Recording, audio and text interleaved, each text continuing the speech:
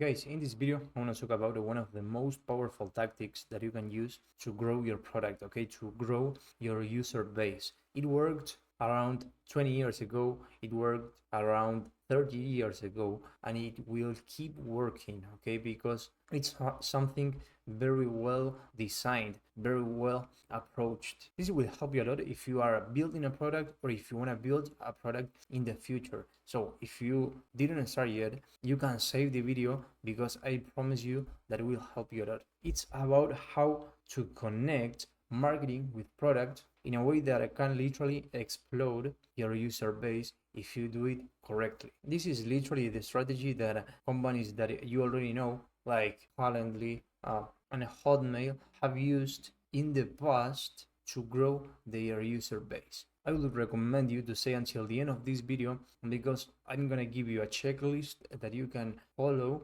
to implement these into your product. By the way, if it's the first time that you're watching my videos, my name is Justo. I'm in a process of creating 12 apps in 1 year. I recently launched the 4th app and now I'm building the 5th one for a client. I've developed a process that lets me test, design, develop, market an app in less than 3 weeks, so I can know if it's worth building or not. So what is this? Of marketing that lives inside the product. It's not ads, not funnels, not branding decks. I'm talking about growth that happens because the product is being used literally. This is it's not a trend, and it's not just for big companies. In fact, many of the companies that grew the fastest in history did this way, okay, before growth marketing was even a thing. The most common mistake founders make about growth is that they build the product, they launch the product, and then they figure out marketing later. They start to think how to get users once they launched an app. And that's a mistake that almost every single founder goes through when he's starting out.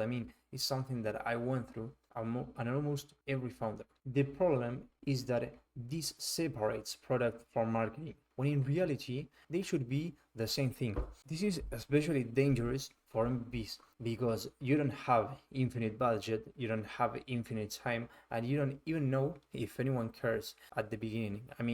You don't have the app validated yet. So you end up relying on external traffic all the time, and every new user costs money, effort, or emotional energy. So the alternative is simple. Design the product so that a normal usage creates exposure. Now, marketing inside the product means asking these questions at first, okay? Who else sees this when someone uses it? Is the product's output visible? And does the product work better when another person is involved? Can the value be understood without explanation? If you can say yes to any of these questions, you have something, okay? You have a foundation. Now, I want to show you the companies that have used this strategy and how you can literally apply this into your application. But before continuing, I want to ask you that if you're liking this video, if this is really helping you, you can subscribe, you can hit the like button, because in that way we can keep reaching new people. And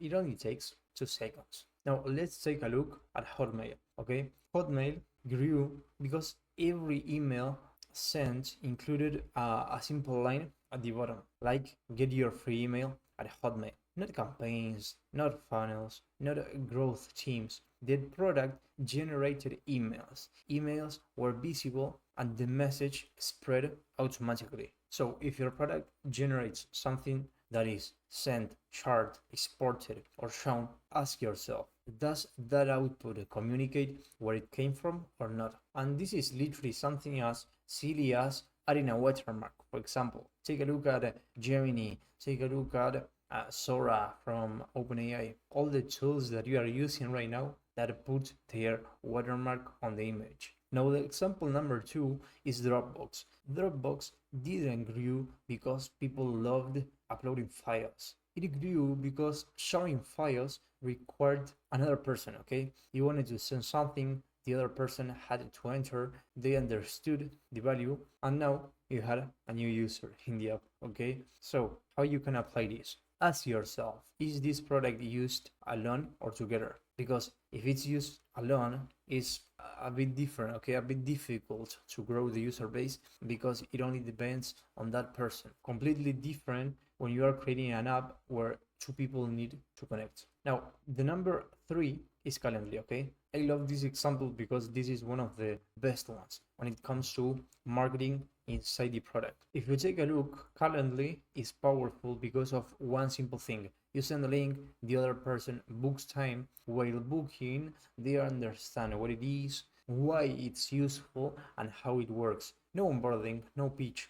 The usage is literally marketing. So if someone can understand the value before becoming a user, that's huge. And the way that you can apply this is by previews, with previews without login, actions completed before sign up. Okay, this is something that I understood too late, but it helps a lot because people hate you when you ask something in return before you gave anything. So that's it, literally.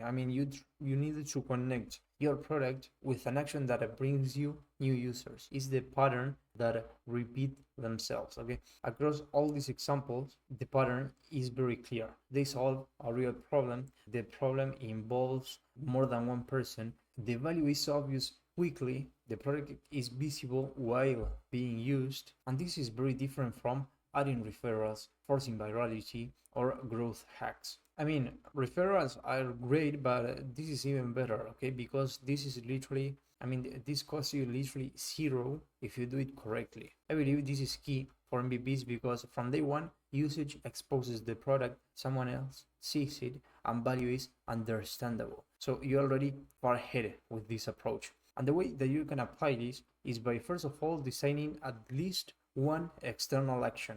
Then you remove all the friction before value is understood, okay, in the app. You need to provide value before you ask them to subscribe, before you ask them to register in the app. Then you add a minimal collaboration. The product should explain itself. And finally, as the last step, don't force the loop. Avoid mandatory invites, artificial rewards, or desperate prompts. When someone else comes to me with an idea, I don't start with text app frameworks or architecture. I started implementing this approach. I started with questions like, who else sees it? What happens outside the product? And what gets shared naturally? Because if a product needs heavy marketing just to survive, something is wrong at the foundation, okay? And you probably don't have like $1 million to spend on advertising when you are starting out. I really hope this video helped you. If this helped you, once again, you can leave a comment right down below. You can subscribe and hit the like button. And if you want me to help you one-on-one to build a successful MVP, you can book a call with me. I will leave you the links on the comment section and in the description. I hope to see you in the next video.